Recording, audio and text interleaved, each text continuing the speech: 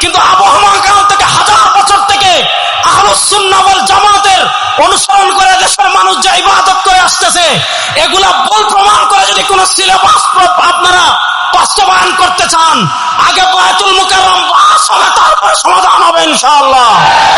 আপনারা নবীর আদর্শ বাস্তবায়ন করার জন্য প্রস্তুত আছো তো যুবকরা? ইনশাআল্লাহ।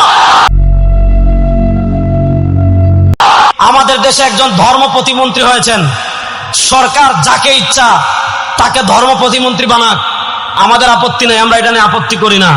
কিন্তু শুনেন, এই বাংলাদেশের ম্যাক্সিমাম মানুষ, সংখ্যাগরিষ্ঠ মানুষ আহলুস সুন্নাহ ওয়াল জামাতের অনুসারী।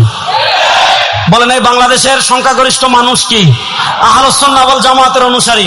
আমরা স্পষ্ট ভাষায় বলি যে আপনারা যেই ক্ষমতায় যান, ইতিহাসের নামে মুআবিয়া রাদিয়াল্লাহু আনহু সমালোচনা পাঠ্যপুস্তকে আনবেন, যে আঙ্গুল দিয়ে লিখবেন ওই আঙ্গুল।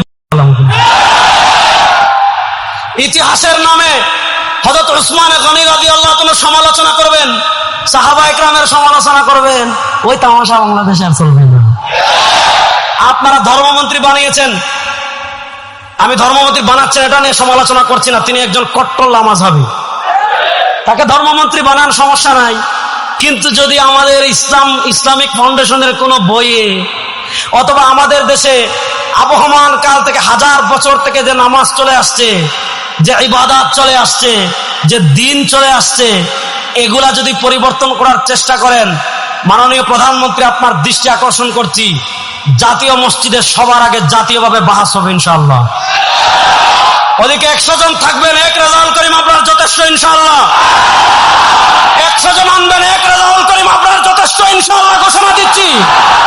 আমাদের নামাজকে জাল প্রমাণ করবে, আমাদের ইবাদতকে জাল প্রমাণ করবে, পৃথিবীতে এমন কোন পাপের বেটার জন্ম হয় নাই। রাসূলুল্লাহ সাল্লাল্লাহু আলাইহি ওয়াসাল্লামের যুগে 12 রবিউল আউয়াল কোন ঈদ ছিল? বড় আস্তে বলেন, 12 রবিউল আউয়াল কোন ঈদ ছিল? সাহাবায়ে কেরামের যুগে 12 রবিউল আউয়াল কোন ঈদ ছিল? তাবেঈদের যুগে 12 রবিউল আউয়াল কোন ঈদ ছিল? এটা আপনি ইমাম ইবনে কাসির রাহিমাহুল্লাহ লিখেছেন, আরো অনেক ইমামগণ লিখেছেন। এটা ইরবিলের বাদশা মুজাফফরউদ্দিন শুরু করেছেন। রাসূলুল্লাহ সাল্লাল্লাহু আলাইহি ওয়াসাল্লাম রবিউল আউয়ালে জন্মগ্রহণ করেছেন, রাসূলুল্লাহ সাল্লাল্লাহু আলাইহি ওয়াসাল্লাম পৃথিবীতে এসেছেন। আমরা খুশি না বেজার? রাসূলুল্লাহ সাল্লাল্লাহু আলাইহি ওয়াসাল্লামের আগমন, এটাকে বলে মিলাদুন নবী। আমাদের দেশে একদল মানুষ আছে বলবে যারা মিলাদুন নবী মানে না তারা কাফের। আরে মিলাদুন নবী মানে রাসূলুল্লাহ সাল্লাল্লাহু আলাইহি ওয়াসাল্লামের জন্ম, রাসূলুল্লাহ সাল্লাল্লাহু আলাইহি ওয়াসাল্লাম জন্মগ্রহণ করেছেন, এ কথা কি পৃথিবীর কেউ অস্বীকার করে? আরে ভাই, রাসূলুল্লাহ সাল্লাল্লাহু আলাইহি ওয়াসাল্লাম জন্মগ্রহণ না করলে আপনি তার উম্মত হলেন কেমনে? আল্লাহ রাসূল সাল্লাল্লাহু আলাইহি ওয়াসাল্লাম তার জন্মের শুকরিয়া আদায় স্বরূপ 12 রবিউল আউয়াল কোন আমল করেছেন, সহিহ হাদিস দূরের কথা, কিয়ামত পর্যন্ত এটা জাল হাদিসে কেউ দেখে। রাসূলের আনুগত্য বাদ দিয়ে যারা 12 রবিউল আউয়াল কথিত সাইয়্যিদুল আয়াত পালন করবে, এরা ভণ্ড ছাড়া কিছু না। আব্দুল মালিক সাহেব হুজুর বাংলাদেশের সব আলেমদেরকে নিয়ে যদি চান যে কোনো একটা দিনকে উনি ঈদ বানাই ফেলবেন, আব্দুল মালিক সাহেব কেন, পৃথিবীর কোন আলেমের এই অধিকার নাই যে সব আলেমরা মিলে চাইলেই কোন একদিনকে ঈদ বানিয়ে ফেলবেন। এই অথরিটি ইসলামী শরিয়া কোন আলেমদেরকে দেওয়া দূরের কথা, সাহাবা ইকরামের এই অধিকার নেই। কেন নাই? ইসলামী শরিয়ায় কোন দিন ঈদ হবে, কোন দিন ঈদ হবে না, এটাকে ইসলামী শরিয়ার পরিভাষায় বলে তাওকীফি।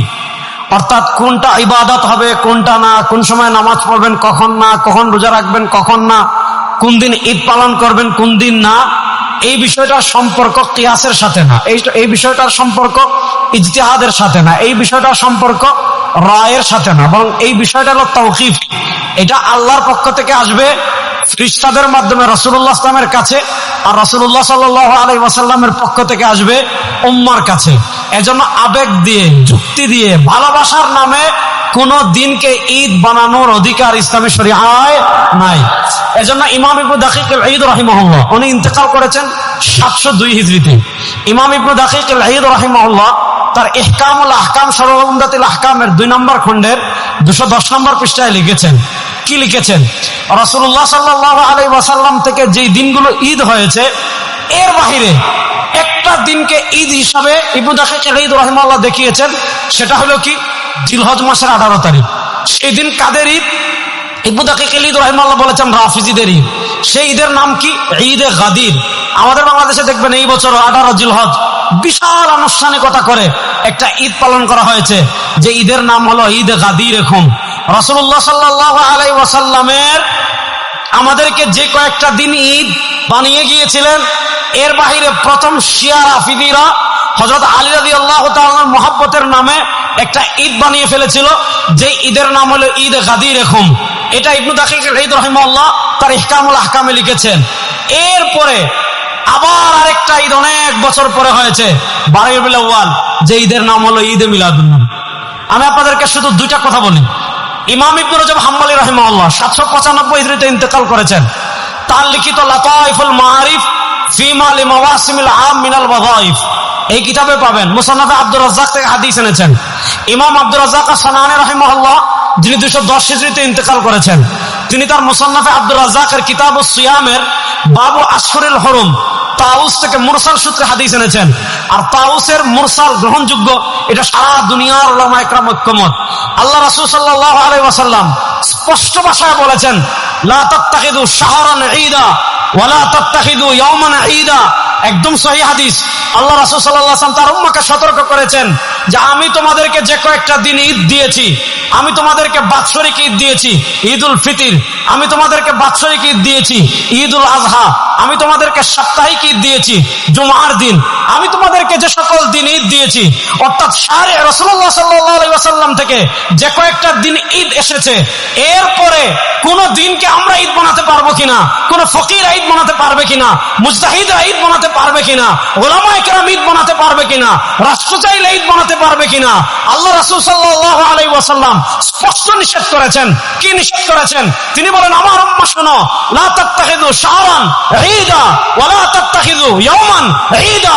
আল্লাহ রাসূল সাল্লাল্লাহু আলাইহি ওয়াসাল্লাম বলেন, আমি যে কয়েকটা দিন ঈদ দিয়েছি, এর বাহিরে লা তাত্তাখিযু ইয়াওমান ঈদা, নিজেদের পক্ষ থেকে কোন দিনকে ঈদ বানায় না। এজন্য ইমাম ইবনে রজব হাম্বলী রাহিমাহুল্লাহ তাআলা লাতাইফুল মাআরিফে লিখেছেন, বুখারী শরীফের একটা বিখ্যাত ব্যাখ্যা গ্রন্থের কথা আমরা জানি, ফাতহুল বারী, যেটা ইবনে হাজার আসকালানী লিখেছেন। এছাড়া ফাতহুল বারী নামে আরেকটা বিখ্যাত ব্যাখ্যা গ্রন্থ আছে, যেটা ইবনে হাজার আসকালানী রাহিমাহুল্লাহর আগে ইমাম ইবনে রজব হাম্বলী রাহিমাহুল্লাহ লিখেছেন। ইমাম ইবনে রজব হাম্বলী রাহিমাহুল্লাহ তার লাতাইফুল মাআরিফে লিখেছেন, ইমাম ইবনে রজব হাম্বলী রাহিমাহুল্লাহ তার ফাতহুল বারীতে লিখেছেন, রাসূলুল্লাহ সাল্লাল্লাহু আলাইহি ওয়াসাল্লাম যে কয়েকটা দিনকে ঈদ বানিয়েছেন, ওয়া মা আদা যালিকা ফাত্তিখাযুহু মাওসিমান ওয়া ঈদান বিদআতুল্লাহ আসতালাহু ফিশ শরিয়া। রাসূল করিম সাল্লাল্লাহু আলাইহি ওয়াসাল্লাম যে কয়েকটা দিনকে ঈদ বানিয়েছেন, এর বাইরে কোন দিনকে ঈদ বানানো বিদআ, লা আসলাহু ফিশ শরিয়া, ইসলামী শরিয়ায় এর কোনো ভিত্তি নাই। এবার আপনাদের কাছে আমি জানতে চাই, রাসূলুল্লাহ সাল্লাল্লাহু আলাইহি ওয়াসাল্লামের যুগে 12 রবিউল আউয়াল কোন ঈদ ছিল? বড় আস্তে বলেন, 12 রবিউল আউয়াল কোন ঈদ ছিল? সাহাবায়ে কেরামের যুগে 12 রবিউল আউয়াল কোন ঈদ ছিল? তাবেঈদের যুগে 12 রবিউল আউয়াল কোন ঈদ ছিল? এটা আপনি ইমাম ইবনে কাসির রাহিমাহুল্লাহ লিখেছেন, আরো অনেক ইমামগণ লিখেছেন। এটা ইরবিলের বাদশা মুজাফফর উদ্দিন শুরু করেছেন, আমি সেই দিকে যাচ্ছি না। এবার বুঝেন, রাসূলুল্লাহ সাল্লাল্লাহু আলাইহি ওয়াসাল্লাম রবিউল আউয়ালে জন্মগ্রহণ করেছেন, রাসূলুল্লাহ সাল্লাল্লাহু আলাইহি ওয়াসাল্লাম পৃথিবীতে এসেছেন। আমরা খুশি না বেজার? জোরে বলেন, আমরা খুশি না বেজার? রাসূলুল্লাহ সাল্লাল্লাহু আলাইহি ওয়াসাল্লাম পৃথিবীতে আসছেন, আমরা খুশি না বেজার? দেখি আমরা কারা কারা খুশি, একটু হাত তুলি তো। রাসূলুল্লাহ সাল্লাল্লাহু আলাইহি ওয়াসাল্লামের আগমনে আমরা খুশি না বেজার? রাসূলুল্লাহ সাল্লাল্লাহু আলাইহি ওয়াসাল্লামের আগমন, এটাকে বলে মিলাদুন নবী। আমাদের দেশে একদল মানুষ আছে, বলবে যারা মিলাদুন নবী মানে না তারা কাফের। আরে মিলাদুন নবী মানে রাসূলুল্লাহ সাল্লাল্লাহু আলাইহি ওয়াসাল্লামের জন্ম, রাসূলুল্লাহ সাল্লাল্লাহু আলাইহি ওয়াসাল্লাম জন্মগ্রহণ করেছেন, এ কথা কি পৃথিবীর কেউ অস্বীকার করে? আরে ভাই, রাসূলুল্লাহ সাল্লাল্লাহু আলাইহি ওয়াসাল্লাম জন্মগ্রহণ না করলে আপনি তার উম্মত হলেন কেমনে? রাসূলুল্লাহ সাল্লাল্লাহু আলাইহি ওয়াসাল্লাম জন্মগ্রহণ না করলে আপনি শরিয়া পেলেন কেমনে? রাসূলুল্লাহ সাল্লাল্লাহু আলাইহি ওয়াসাল্লাম জন্মগ্রহণ না করলে আপনি দ্বীন পেলেন কেমনে? তো মিলাদুন নবী মানে রাসূলুল্লাহ সাল্লাল্লাহু আলাইহি ওয়াসাল্লামের জন্ম। আল্লাহ রাসূল সাল্লাল্লাহু আলাইহি ওয়াসাল্লাম জন্মগ্রহণ করেছেন, তার উসিলায় দ্বীন পেয়েছি, তার উসিলায় শরিয়া পেয়েছি, তার উসিলায় জান্নাতের সন্ধান পেয়েছি, তার উসিলায় আলো পেয়েছি, তার উসিলায় শ্রেষ্ঠ উম্মাহ হয়েছি, তার উসিলায় সবচেয়ে মর্যাদাবান উম্মাহ হয়েছি। সুতরাং যার কারণে আমরা শ্রেষ্ঠ উম্মাহ হয়েছি, যার কারণে দ্বীন পেলাম, কোরআন পেলাম, হাদিস পেলাম, শরিয়া পেলাম, তার আগমনে আমরা খুশি না বেজার? জোরে বলেন, খুশি না বেজার? এবার বলেন, রাসূলুল্লাহ সাল্লাল্লাহু আলাইহি ওয়াসাল্লাম পৃথিবীতে আগমন করেছেন, আমরা খুশি। সেই খুশি আমরা প্রকাশ করতে চাই কি চাই না? বলেন, সেই খুশি আমরা প্রকাশ করতে চাই কি চাই না? চাই। এবার আমরা বলি রাসূলুল্লাহ সাল্লাল্লাহু আলাইহি ওয়াসাল্লামের আগমনে আমরাও খুশি, রাসূলুল্লাহ সাল্লাল্লাহু আলাইহি ওয়াসাল্লামের জন্মের খুশি আমরা প্রকাশ করতে চাই। এবার প্রশ্ন হলো, রাসূলুল্লাহ সাল্লাল্লাহু আলাইহি ওয়াসাল্লামের জন্মের খুশি আমরা কিভাবে প্রকাশ করব? উত্তর হলো, রাসূলুল্লাহ সাল্লাল্লাহু আলাইহি ওয়াসাল্লামের জন্মের খুশি আমরা প্রকাশ করতে চাই ওইভাবে যেইভাবে করেছেন রাসূল সাল্লাল্লাহু আলাইহি ওয়াসাল্লাম, যেইভাবে করেছেন সাহাবায়ে কেরাম। এবার প্রশ্ন হলো, রাসূল করিম সাল্লাল্লাহু আলাইহি ওয়াসাল্লাম তার জন্মের খুশি কিভাবে প্রকাশ করেছেন? এটা জানার জন্য পৃথিবীর এত দূরে যাবার দরকার নাই। আপনি সহিহ মুসলিমে যান, সহিহ মুসলিমের কিতাবুস সিয়াম অধ্যায়ে ইমাম মুসলিম রাহিমাহুল্লাহ হাদিস এনেছেন। হযরত আবু কাতাদা আনসারী রাদিয়াল্লাহু তাআলা থেকে বর্ণিত হাদিস, সুইলা আন সিয়াম ইয়াউমিল ইসনাইন, আল্লাহ রাসূল সাল্লাল্লাহু আলাইহি ওয়াসাল্লাম সপ্তাহে প্রত্যেক সোমবারে রোজা রাখতেন। আবু কাতাদা আনসারী বলেন, রাসূলুল্লাহ সাল্লাল্লাহু আলাইহি ওয়াসাল্লামকে জিজ্ঞাসা করা হলো, আপনি প্রত্যেক সোমবারে কেন রোজা রাখেন? আল্লাহ রাসূল সাল্লাল্লাহু আলাইহি ওয়াসাল্লাম তিনটা কারণ বলেছেন। দুই কারণ পাওয়া যায় মুসলিম শরীফে, আরেক কারণ পাওয়া যায় শামাইলে তিরমিজিতে। কারণ নম্বর এক, আল্লাহ নবী বলেন ফিহি ওয়ালিদতু, আমি সোমবারে রোজা রাখার এক নম্বর কারণ সোমবারে আমি জন্মগ্রহণ করেছি।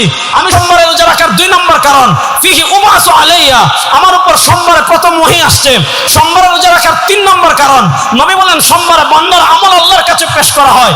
ইন্নী উহিব্বু আন উরাদা আমালি ওয়া আনা সাইম, সরকারে দু আলম বলেন আমি পছন্দ করি আমার আমলকে এমন অবস্থায় আল্লাহর কাছে পেশ করা হোক যে আমি রোজাদার। এবার দেখেন, একটা হলো জন্মবার আর একটা হলো জন্ম তারিখ। জন্মবার সপ্তাহে আসে একবার, জন্ম তারিখ বছরে আসবে একবার। আমাদের আপা 5 আগস্ট পলাইছেন, আচ্ছা তাহলে 5 আগস্ট বছরে আসে একবার। উনি পলাইছেন কিবারে? সম্ভবত রবিবারে। রবিবার আসে কিবার? সপ্তাহে একবার। মনে করেন আজকের এই মাহফিল, এটা কত তারিখ? 11 আগস্ট, 21 আগস্ট। 21 আগস্ট বছরে আসে একবার, বার হলো কি? শুক্রবার। বার আসে সপ্তাহে একবার। এবার একটা জিনিস খেয়াল করেন, আল্লাহ রাসূল সাল্লাল্লাহু আলাইহি ওয়াসাল্লাম তার জন্মের খুশি স্বরূপ কি করছেন?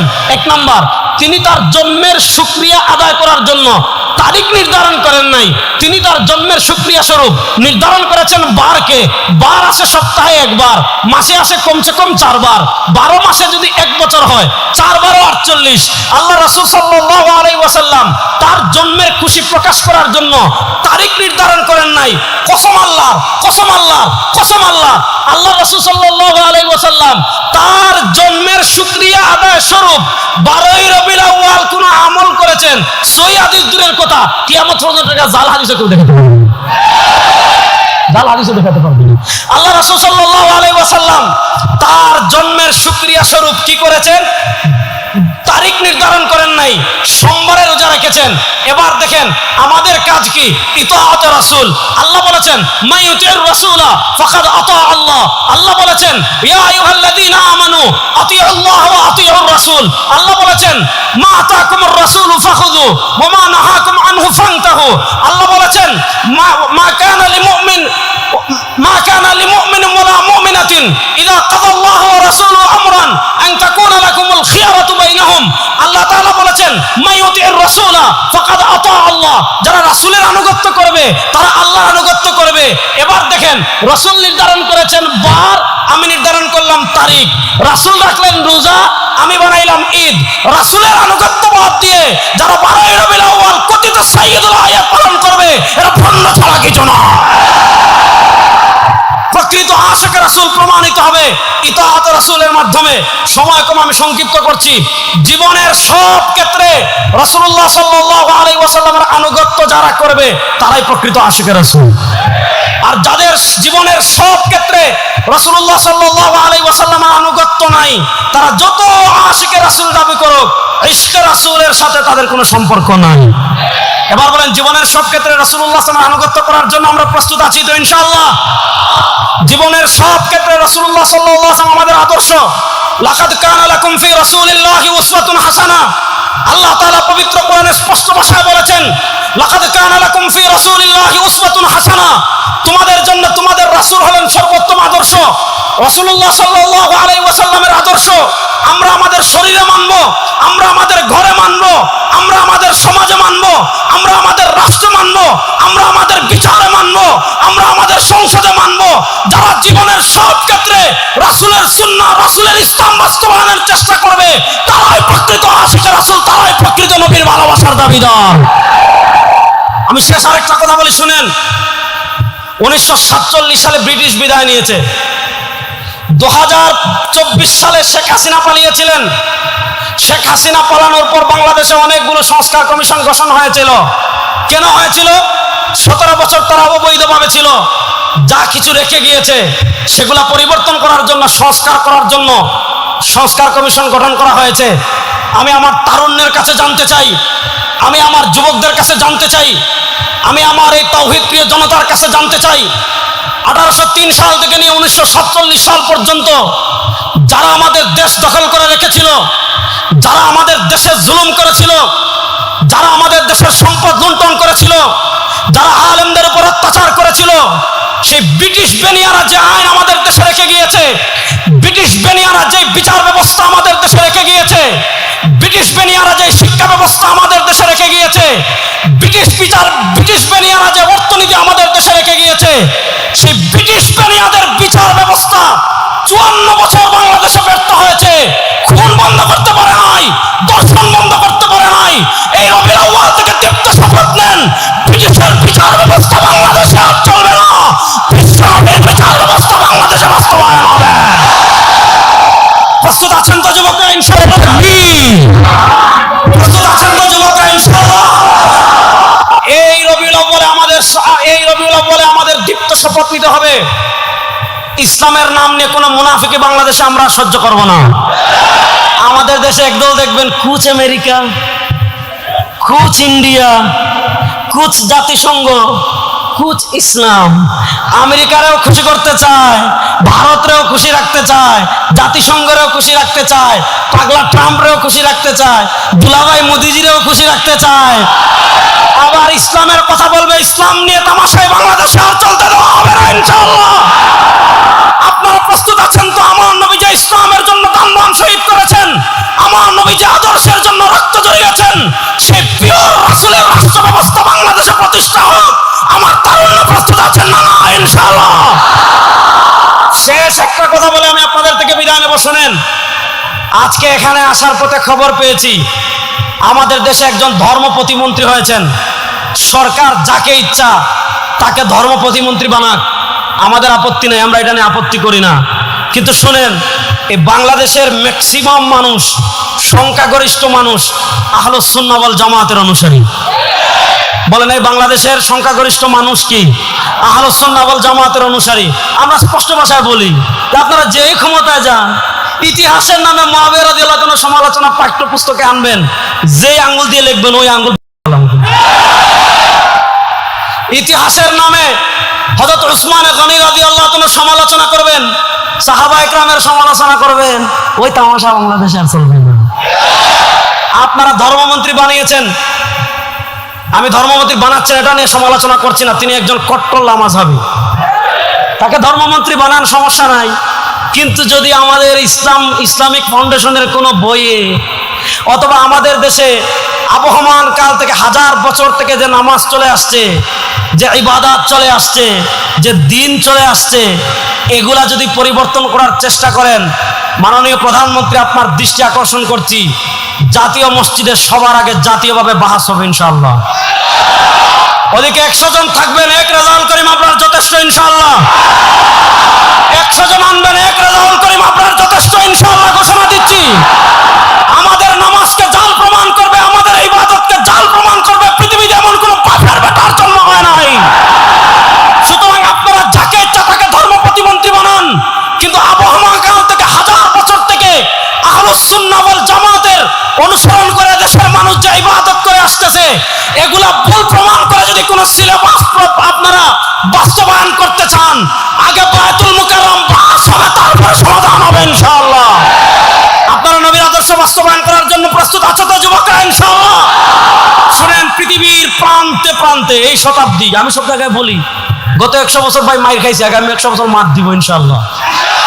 গত 100 বছর পরাজিত হয়েছে, আগামীর পৃথিবী ইসলামের বিজয়ের শতাব্দী হবে ইনশাআল্লাহ।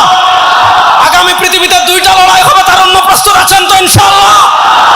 আমার নবী 1400 বছর আগে বলেছেন, ইসাবাতান মিন উম্মতি আহরাজাহুম আল্লাহু মিনান নার। প্রস্তুতি নেন ইনশাআল্লাহ, হিন্দুস্তানের হিন্দুবাদী আধিপত্যবাদী শক্তির বিরুদ্ধে লড়াই হবে ইনশাআল্লাহ। আল্লাহ তাআলা আমাদেরকে প্রকৃত ইসলাম মেনে চলার তৌফিক দান করেন। আল্লাহ তাআলা জীবনের সব ক্ষেত্রে সিরাত রাসূলের অনুসরণ করার তৌফিক আমাদেরকে দান করেন। সুবহানাকাল্লাহুম্মা ওয়া বিহামদিকা আশহাদু আল্লা ইলাহা ইল্লা আনতা আস্তাগফিরুকা ওয়া আতুবু ইলাইক। আসসালামু আলাইকুম ওয়া রাহমাতুল্লাহ।